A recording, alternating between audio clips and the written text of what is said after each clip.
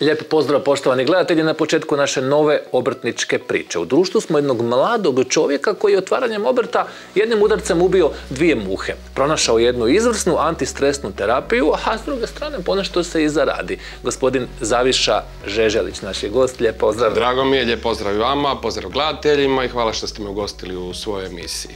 Zaviša, kod vas je vrlo zanimljiva situacija, vrlo zanimljiva priča koju još u našim emisijama nismo imali. Dakle, vi radite dva posla. Prvenstveno ste stomatolog. Imate ordinaciju, radite... Dakle, radim sa ocem već 5 godina, a ovo je jedna hobi priča koja se počela razvijati prije 5 godina kada sam diplomirao i pošto sam znao u kakav svijet posla ulazim, tražio sam jednu vrstu antistres terapije. Eto, igrom slučajeva, odabrao sam nešto što mi je još pokojni nono usadio kroz djetinjstvo i odlučio razvijati tu neku priču. Izrađujete nakit, o kakvom se nakitu radi, kakav je to materijal? Znači, moj nakit se prvenstveno sastoji od varene konstrukcije nehrđećeg čelika, ukomponirano sa različitim vrstama drva. Stvar je tome što moj nakit nema ljepila u sebi i ostalo, nego je drvo zarobljeno unutar same konstrukcije. Tako da to se ne može raditi sa lotanjem i sa određenim stvarima, nego sa posebnim aparatima za varenje. Je li to neka samo vaša tehnika ili je to nešto što već postoji? Pa, mislim, koristim aparat koji zapravo koriste u zubnoj tehnici i u zlatarstvu. Naravno, malo je staromodniji aparat, ali meni je sasvim dovoljan. Fascinantno zvuči podatak kako su neki materijali stari i više tisuća godina, je li to moguće? Je, moguće je, zahvaljujući jednoj pacijentici, koji sam radio jedan poprilično veliki rad, dobio sam na poklon drvo Abanosa sa certifikatom iz Ruđer Boškovića i analizom starosti skoro 6000 godina.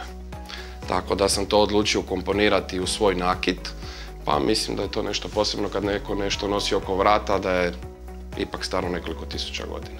I kako ide? Evo, kako ste zadovoljni? Rekli ste prije svega jedan antistres, znači to je nekakav primarni cilj, ali kažete da sve više ljudi kupuju, da su zainteresirani. Pa stvar je tome što ljudi kad gledaju moj nakit ne mogu ga vidjeti svugdje. To je bila prvobitna ideja da radim nešto što se ne može vidjeti na različitim štandovima ili u različitim trgovinama.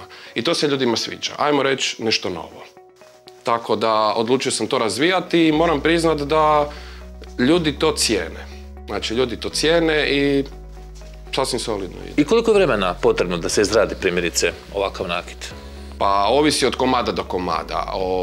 Po tome i formiram svoje cijene, ali evo, moram priznati da jedan komad koji je, evo, baš jučer otišao, to mi je bio komad koji sam ja i Draga zajedno, znači to ćemo poslije, punih 24 sata.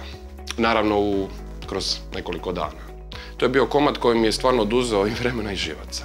Ali na kraju kada se napravi gotov proizvod, kada se pogleda ta ogrlica, niko sretniji od mene.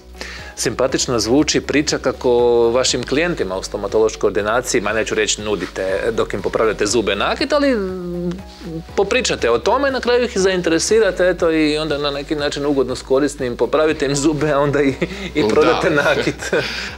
Stvar je tome što ne nudim, niti spominjem svoje ime u ordinaciji što se tiče nakita, do trenutka kada sam pacijent vidi u izlogu radove i pita ko to radi. Onda tu ja onako malo letavam i ostalo i to zapravo ljude dodatno zaintrigira. Kako jedan stomatolog radi nakit. Tako da i samim time nekako su više privrženi tom nakitu i više razmišljaju o nekim daljnjim postupcima, kupnji ili nešto.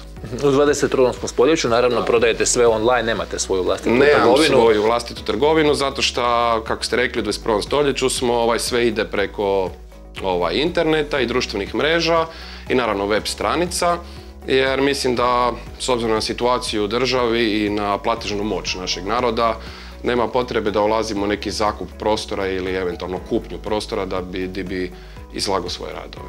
Za koje prigode ljudi kupuju vaš nakit? Pa, za sada prvenstveno se to radi o godišnjicama braka, bilo je par komada kao poklon mladenki na vjenčanju i uglavnom za Božić, Valentinovo i naravno rođendani. Zapravo za sve više manje prilike, ali tu su nekako godišnjice najtraženije. Dan traje samo 24 sata, kako sve to stignete? Znamo da je stomatologija zahtjevna, pogotovo kada čovjek ima privatnu ordinaciju. Naravno.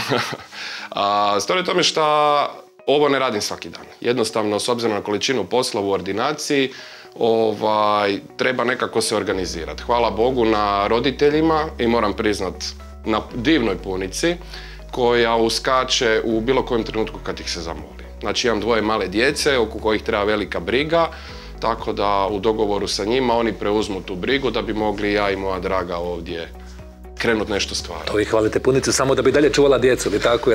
Između ostalog. Znači, vaša punica nije ona punica iz viceva. To mi je drago čuti, evo, da postoji. Mislim, svaka punica ima svoje mane, ali ne bi ju mijenjao.